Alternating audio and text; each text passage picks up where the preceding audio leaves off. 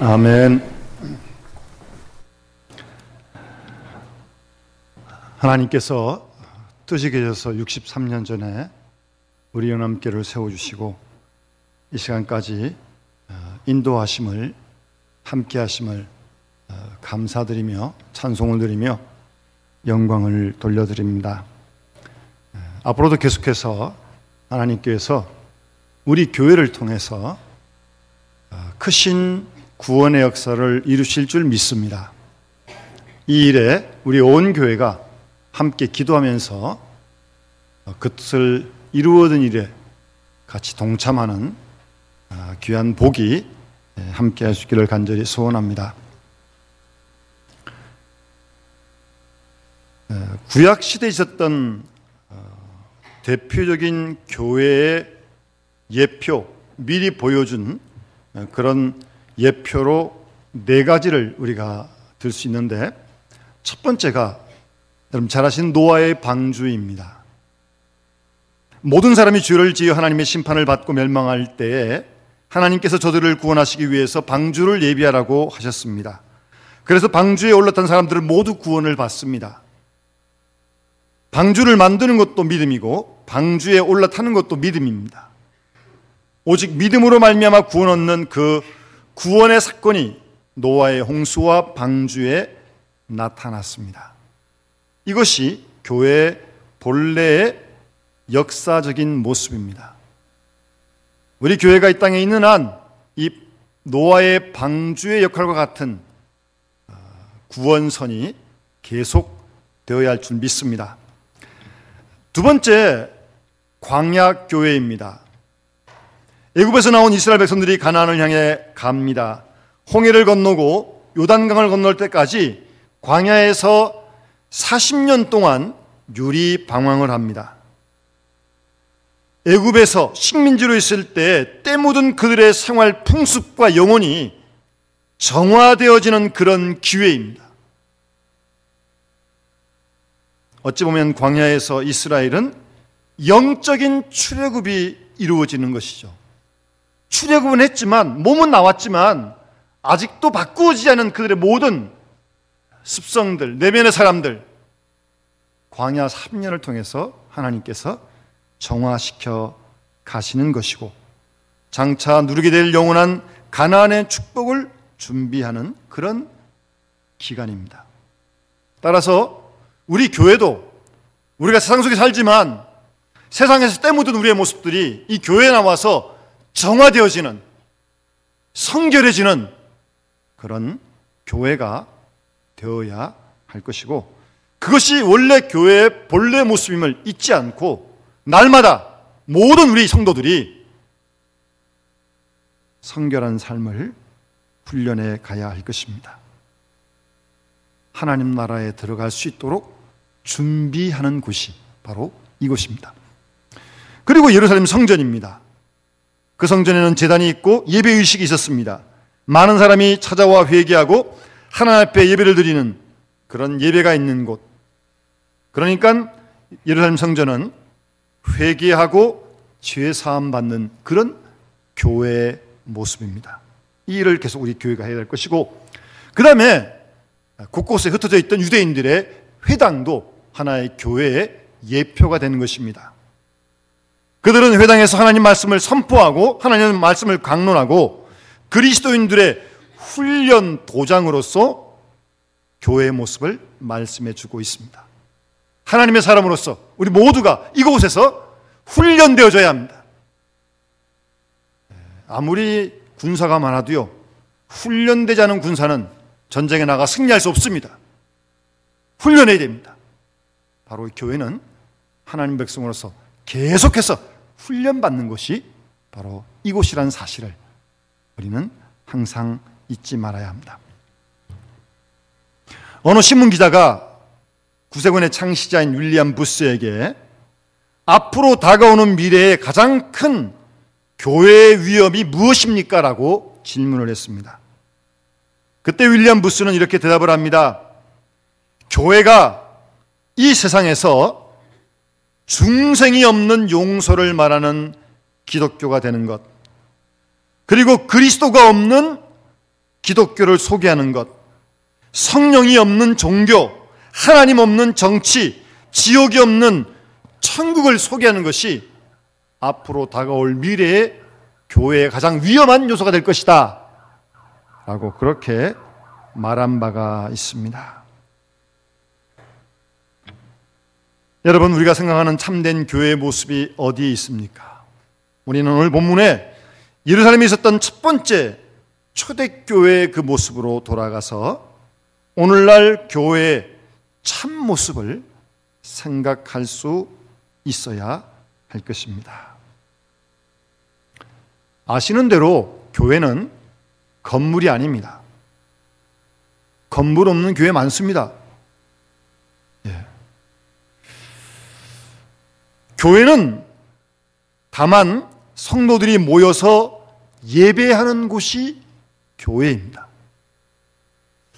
그래서 어떤 교회가 보면 교회 그 전면에 아무개 예배당 이렇게 써놓은 교회가 있어요. 어느 교회인데 교회 그 성전 정문에다가 교회 이름을 써놓고 예배당 그렇게 써놓은 교회가 있습니다. 예배를 드리는 곳이니까요. 예배당이죠.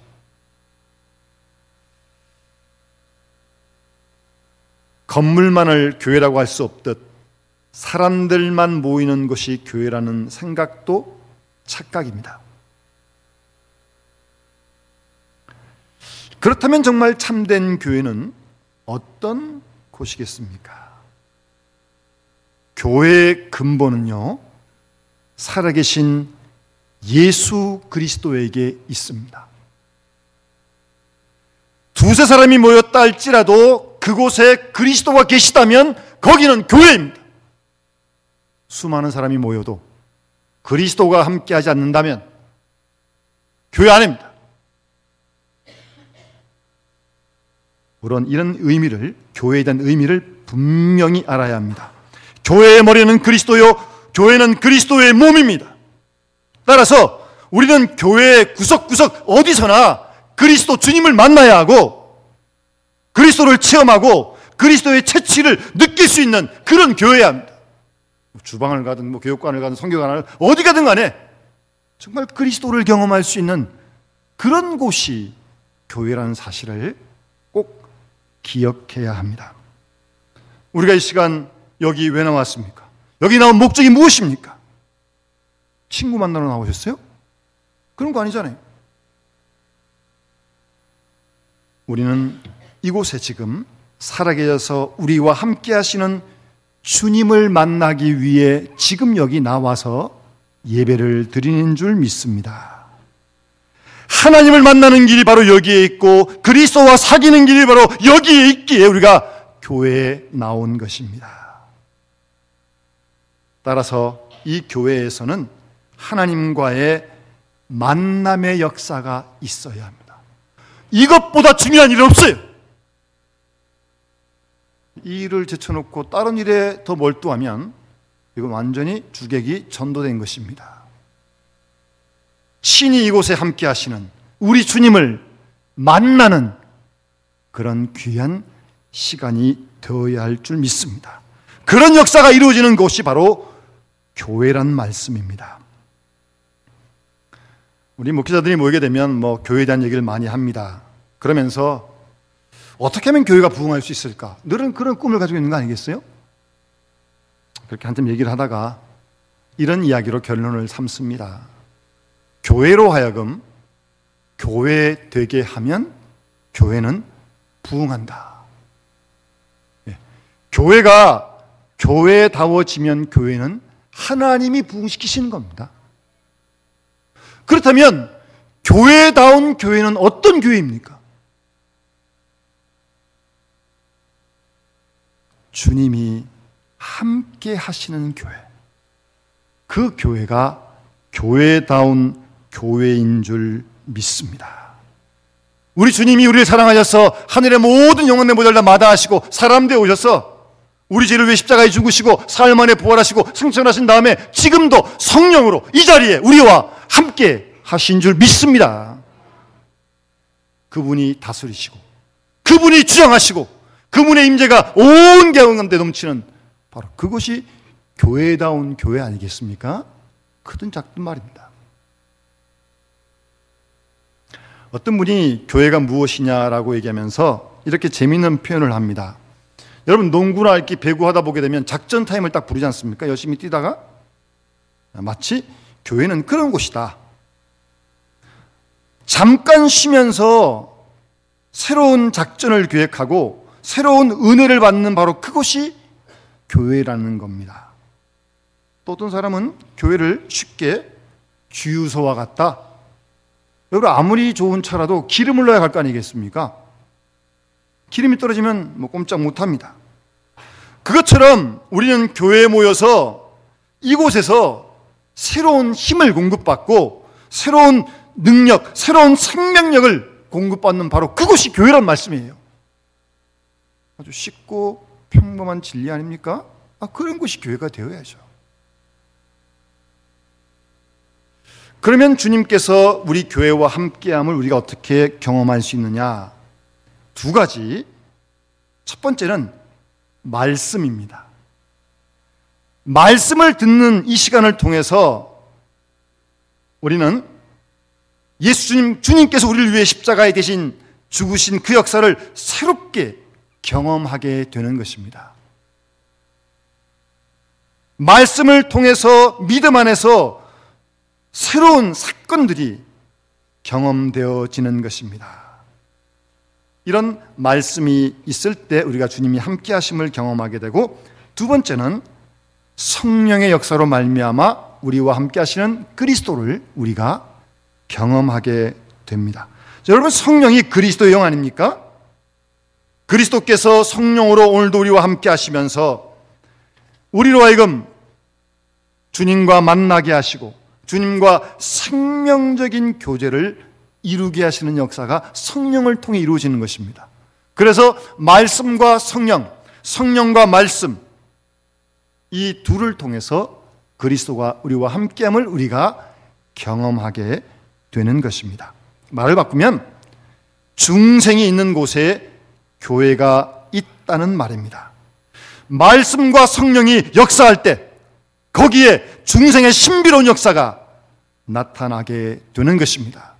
우리 한 사람 한 사람이 그리스도와 함께 죽고 그리스도만이 주인이 되고 그리스도와 함께 사는, 나 자체로서는 죽고 하나님 말씀이 역사하고 위로부터 새롭게 태어나는 중생의 역사가 있는 곳이 바로 교회란 말씀입니다. 그리스도가 살아 역사하시는 곳, 주님이 함께 하시는 곳, 바로 그곳이 교회입니다. 그런데 세상에는 그리스도가 없는 교회가 많습니다. 중생이 없는 교회 행사가 많습니다. 성령의 신비로운 체험 없이 이루어지는 열심이, 그것이 문제이고 말썽입니다. 열심은 열심히 있는데 중생하지 못한 열심이에요. 그런 열심은 곤란합니다. 거듭나고 새로워지고 그리스도를 중심한 그런 열심이 되어야지 무조건 열심히 하면 되는 게 아닙니다. 언제나 그리스도의 영, 성령이 있고 말씀의 역사가 있는 바로 그 현장이 교회다운 모습임을 우리는 잊지 말아야 할 것입니다. 여러분, 오늘 본문의 내용은 베드로가 설교하는 내용입니다. 그 결론 부분 36절에 보게 되면 너희가 십자가에 못 박은 이 예수를 하나님이 주와 그리스도가 되게 하셨다고 그렇게 설교를 합니다. 지금 이 설교를 듣는 초대교회 교인들 가운데는 그리스도의 십자가 사건이 끝난 지 50일밖에 되지 않았어요. 불과. 그러니까 누가 예수를 고발하고 누가 죽였는지를 잘 알고 있는 거죠. 가룟유다가 배반하고 가야바가 고소하고 빌라도가 재판한 로마의 군인들이 창으로 찌른, 그것을 다 보았던 사람들이 모여 있습니다. 십자가의 사건의 원인과 과정을 생생하게 다 알고 있습니다. 그들을 앞에 놓고 베드로가 너희가 예수님을 십자가에 못 박았다고요. 그런 설교를 합니다. 그때 저들은 마음에 찔려 형제들아 우리가 어찌할꼬 그렇게 반응을 합니다. 베드로의 설교에 어떤 한 사람도 이의를 제기하지 않습니다. 베드로의 설교에 마음 아파하고 있는 것입니다. 무슨 뜻입니까? 내가 예수님을 죽였습니다. 예수님은 나를 위해 대신 죽으셨습니다. 내 의를 위해 부활했습니다. 라고 하는 십자가의 사건을 자신의 사건으로 받아들이게 되는 것입니다. 사실은 그때부터 예수를 제대로 믿는 겁니다. 그래서 그들은 세례를 받게 되고 초대교회 교회를 이루어가는 중요한 일꾼들이 되는 것입니다. 예수 그리스도의 십자가의 사건을 나의 사건으로 받아들이는 바로 거기에 믿음의 구원의 역사가 이루어진다는 사실입니다. 교회를 얼마나 오래 다녔느냐, 그것이 그리스도이냐 아니냐를 결정짓는 것이 아닙니다. 예수 그리스도를 내 구주로 영접하면서부터 그리스도와 나와의 신비로운 관계가 맺어지는 그 순간부터 그리스도인입니다. 그때부터 내 마음과 생각을 하나님 말씀이, 성령이 지배하기 때문입니다. 그래서 십자가의 사건을 내 사건으로 받아들이고 회개하고 세례를 받아서 그리스도인이 되는 것입니다. 이처럼 말씀과 그리스도의 영, 성령의 역사가 있는 곳이 교회입니다. 나는 십자가와 함께 완전히 이제 죽습니다. 정과 욕심을 다 십자가에 못 박습니다. 그리고 이제는 내가 사는 거 아닙니다. 내 속에 그리스도가 역사하게 되는 것입니다. 바로 거기에 교회가 있다는 말씀입니다. 요새는 복음이 없는 선교도 많고요, 그리스도의 영이 없는 봉사가 많습니다. 중생을 모르는 사람들의 프로그램이 얼마나 많은지 모릅니다. 그래서 말도 많고 문제가 많은 것입니다. 영혼 없는 몸이 죽은 것 같이 말씀과 성령이 없는 그리스도인 교회, 죽은 것입니다.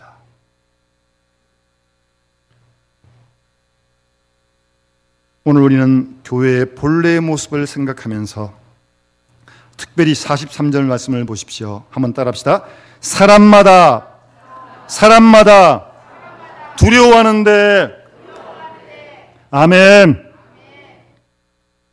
사람마다 두려워했습니다. 이런 두려움이 교회 가운데 있어야 합니다. 우리는 이런 두려운 마음을 가지고 교회에 나와서 교회를 섬겨야 합니다. 여기서의 두려움은 공포의 두려움 아닙니다.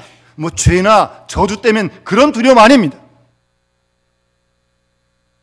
여기서의 두려움은 주님이 함께 하심을 느끼기 때문에 경험하는 신령한 경건한 두려움을 얘기하는 겁니다.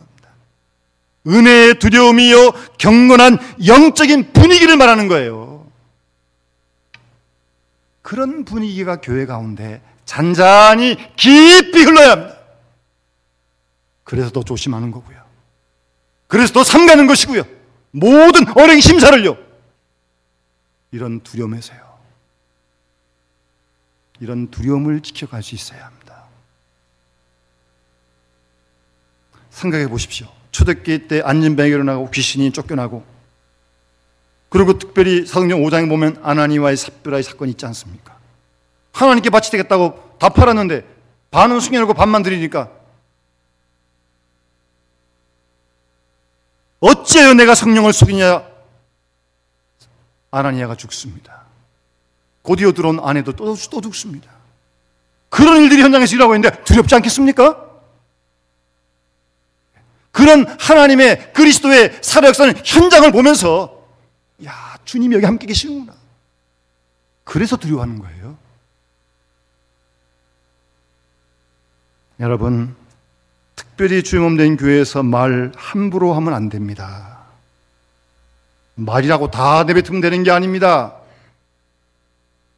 함부로 거짓말하고 함부로 겉모술수를 쓰고 함부로 생각해서는 안 되는 것이 교회예요. 왜? 주님이 계시니까. 사람마다 두려워하는데 이러한 영적인 분위기가 교회 속에 살아있어야 합니다. 이렇게 사는 사람에게 교회가 있는 것입니다. 현대 교회의 결정적인 약점은 바로 이 경건한 두려움이 없다는 사실이에요. 무슨 교회를 유흥장소나 침묵회점으로 생각하는 사람들이 모이기 때문에 큰일이 일어나는 겁니다. 자꾸 교회란 그리스도의 영이 함께하는 곳이기 때문에 교회입니다. 우리는 그 영의 임재를 경험하고 그 그리스도의 지시를 잘 따라가야 할 것이고, 그분이 역사하심을 눈으로 보고 함께 찬양할 수 있어야 합니다. 그런 영적인 좀 감각이 있어야죠. 사람들만 모인 곳이 아니고요.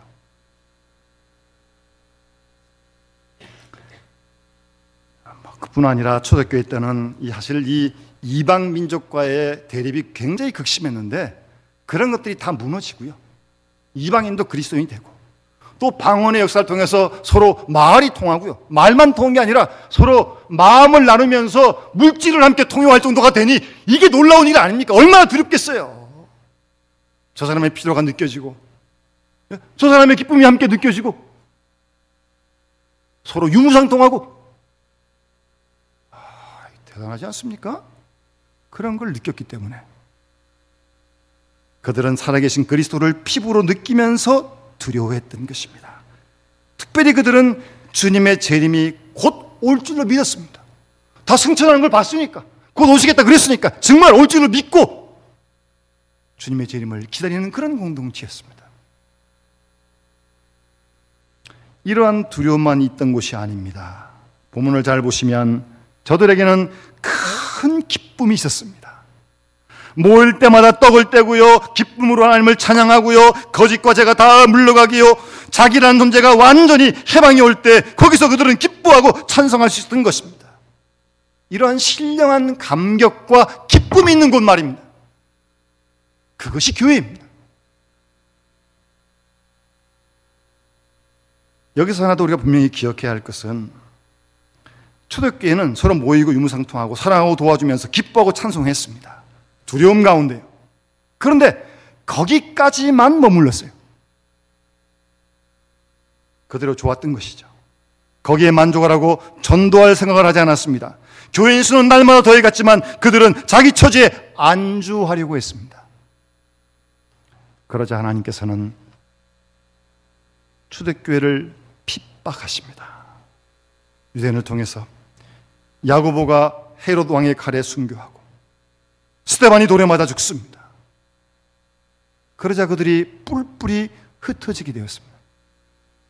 사도행전 8장에 보면 흩어진 그들이 두루 다니면서 비로소 복음을 전하고 있었던 것입니다. 여러분, 주의 몸된 교회는요, 끊임없이 확장되어져야 합니다. 질적으로 양적으로 성장해야 합니다. 성장하지 않는 교회에 분쟁이 일어납니다. 썩어버립니다. 성장이 멈춘다는 것은 곧 생명이 사라지는 것을 의미하는 것입니다. 해야 할 일을 하지 않을 때 교회는 죽어버립니다. 교회는 끊임없이 자라야 하고 자랄 수밖에 없는 생명 공동체입니다. 생명 공동체가 다 살아있고 움직이고 성장하잖아요. 교회도 생명 공동체이기 때문에 성장하게끔 되어 있습니다. 교회는 끊임없이 성장하고 성숙해야 합니다. 그 본분을 다하지 못할 때 환난과 핍박이 있을 것입니다. 주의 몸된 교회는 말씀과 성령으로 이루어지고 거듭나고 구원받은 그리스도인들이 감격으로 모여 하나님을 찬양하고 영광 돌리는 것이 교회입니다. 그리고 사랑과 전도와 증거와 헌신과 수고와 봉사성에 나날이 확장되어져 가는 것입니다. 그래야 주님이 재림하시는 그날까지 주의 몸된 교회는 거룩함을 지켜야 할 것이고 무엇보다도 주님이 기뻐하신 뜻을 이루어드리는 그런 교회가 되어야 할 줄 믿습니다. 오늘 우리 창립 63주년을 맞아서 하나님께서 우리 교회에 베푸신 은혜와 사랑을 기억하고 다시 한번 주신 본문을 통해서 교회의 주님이 기뻐하시는 본래의 모습이 어떤 모습인지를 정확히 알고 우리가 올바르게 교회를 교회되게 섬기는 가운데 하나님께 복을 받고 하나님께 영광 돌리는 그런 귀한 은혜와 축복이 함께 하시기를 주의 이름으로 축원합니다. 기도하겠습니다. 사랑의 아버지 하나님, 하나님의 섭리와 예정 가운데 63년 전 이곳에 교회를 세우시고 어렵게 시작한 교회를 이만큼 하나님이 지키시고 보호하시고 인도하심을 감사드리며 찬송을 드리며 영광을 돌려드립니다. 교회를 통하여 하나님이 영광 받아주시고 우리 교회를 통하여 하나님 나라가 확장하는 일에 쓰임받을 수 있도록 도와주심을 감사드립니다. 아버지 하나님, 계속해서 우리 교회가 성령과 말씀의 거듭남의 역사가 있는 교회가 될 수 있도록 하나님 역사해 주시고 우리가 이 교회를 통해 새로워지게 하시고 훈련받게 하셔서 하나님의 사람으로 온전함을 이루어 주의 뜻을 이루어드리는 우리와 온 교회가 되도록 하나님 역사하여 주시옵소서. 주님이 친히 함께 하시고 임재하심을 우리 함께 경험하게 하시고 두려워하게 하시고 그래야 주의 뜻을 이루어갈 수 있는 우리 교회가 될 수 있도록 하나님 축복해 주시옵소서.